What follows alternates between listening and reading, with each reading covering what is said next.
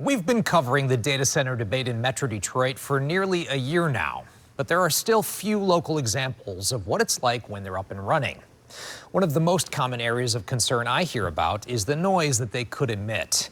But one community in Southwest Michigan has been experiencing the reality of a data center next door for a couple of years now, and they say the sound has changed their lives.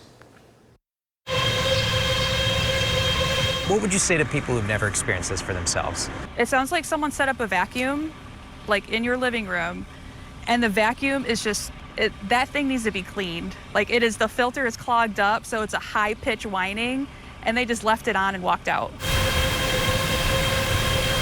You've seen movies and stuff where they have somebody in a cell torture them with sound, and that's basically what it is.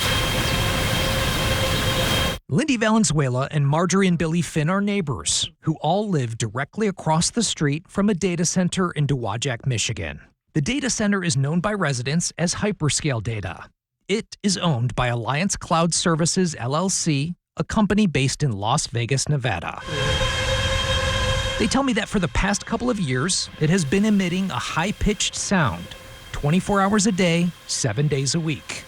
But it wasn't always like this.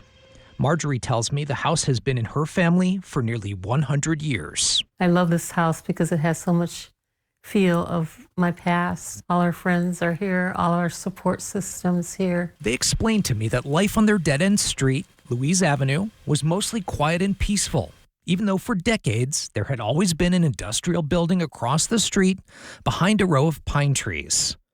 They say in 2018, things began to change drastically. The trees came out, a loading dock went in, and around 2021, a cryptocurrency mining operation began. In 2024, they say the noise from the building began around the clock. How would you characterize life on your street before the data center and after?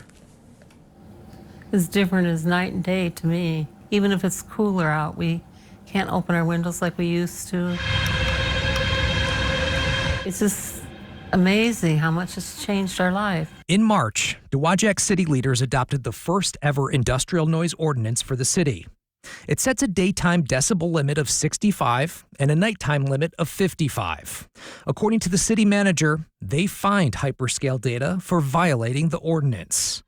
Hyperscale is challenging the city's readings and methodology. For months, Hyperscale Data has been touting plans for expansion, despite city leaders saying they were left in the dark and that no expansion permits had been submitted. Last week, at the invitation of Dowagiac's mayor, the CEO of Hyperscale Data, William Horn, spoke directly to city residents at a special council meeting. Horn explained that the company plans to invest $100 million to expand AI computing and advanced robotics at the facility and pivot away from cryptocurrency mining. He also said they would make multiple efforts to reduce sound levels. And for residents on Louise Avenue, if they still aren't happy and feel that their home isn't enjoyable, then we'll buy their property from them. Dozens of residents spoke out passionately at the meeting, none in support of Hyperscale. Why didn't you consider the residents when the noise continued to get louder and louder and louder? The bottom line here is that you are not your neighbors.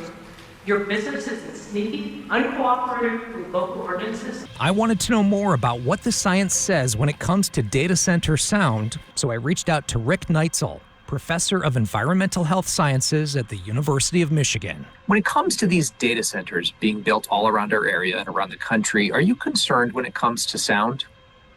I am. This is kind of an unprecedented new noise source that's being introduced into a lot of communities. We now know pretty definitively that noise in communities at high enough levels is associated with things like high blood pressure, heart attacks, stroke. Lindy Valenzuela explained to me why she's now a plaintiff in a first-of-its-kind class action lawsuit over allegations of excessive noise from the data center. The fan noise just exceeds such a level to where we can't even enjoy being outside for more than a few minutes without either of us getting a headache. She's currently pregnant and has a 17-month-old boy. His nursery is on the side of the house that faces the data center. When we're putting him down for bed at night, you can hear the fans coming in through the window. You can hear it in his crib.